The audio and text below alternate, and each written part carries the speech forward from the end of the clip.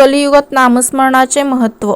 कलियुगात नामस्मरण ही केवळ भक्तीची पद्धत नसून ते एक प्रकारचे आध्यात्मिक तंत्रज्ञान आहे. संतांनी याला कलियुगी नामाधारा असे म्हटले आहे. कठीण विधान सोपा पर्याय. प्राचीन काळात सत्ययुग किंवा त्रेतायुगात ईश्वर प्राप्तीसाठी हजारो वर्ष तपश्चर्या, कठीण योग साधना किंवा खर्चिक यज्ञ करावे लागत. पण कलियुगात मानवाचे आयुष्य कमी आहे आणि मन चंचल आहे.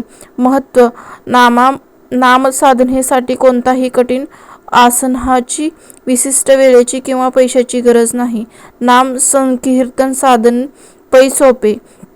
या युक्तीप्रमाणे हे कोणालाही कधीच करता येते. नकारात्मकतेपासून संरक्षण. कलियुगात कलहाचा युग असे म्हटले जाते, जिथे मत्सर, राग आणि तणाव जास्त असतो. विज्ञानाशी जोडलेले. जेव्हा आपण नाम घेतो तेव्हा आपल्या भोवती एक सकारात्मक ऊर्जा क्षेत्र तयार होते. हे कवच बाह्य नकारात्मक विचारांना आपल्या मनात शिरण्यापासून रोखते. नाम आणि नामी एकच. अध्यात्म सांगते की परमेश्वर नामी आणि त्याचे नाव म्हणजे नाम यात फरक नाही.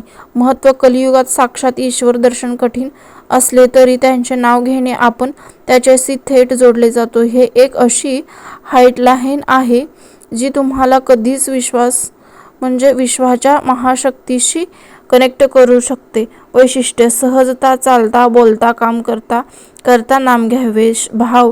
संख्या मोजण्यापेक्षा भाव महत्त्वाचा ठेवा. सातत्य. दिवसातून किमान 10 मिनिटे शांत बसून एकाग्रतेने सराव करा. चित्त शुद्धीचा सर्वात जलद मार्ग. आपल्या मनावर जन्मांतरीच्या संस्काराचा आणि विचारांचा मळ साचलेला असतो. कलियुगात हा मळ काढण्यासाठी इतर साधने संथ ठरतात. महत्त्व. जसे साबणाने कपडे स्वच्छ होतात तसे नाम हे मनाला स्वच्छ करणारे रसायन आहे. सातत्यपूर्ण नामस्मरणाने अंतर्मनातील भीती आणि चिंता नष्ट होते. श्वास आणि नामाची जोडणी. कलियुगात आपले आरोग्य आणि मानसिक शांती श्वासावर अवलंबून आहे. साधना.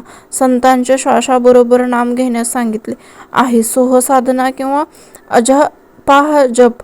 यामुळे रक्तातील ऑक्सिजन वाढतो आणि मेंदूतील अल्फा लहरी सक्रिय होतात. त्यामुळे त्वरित शांतता मिळते.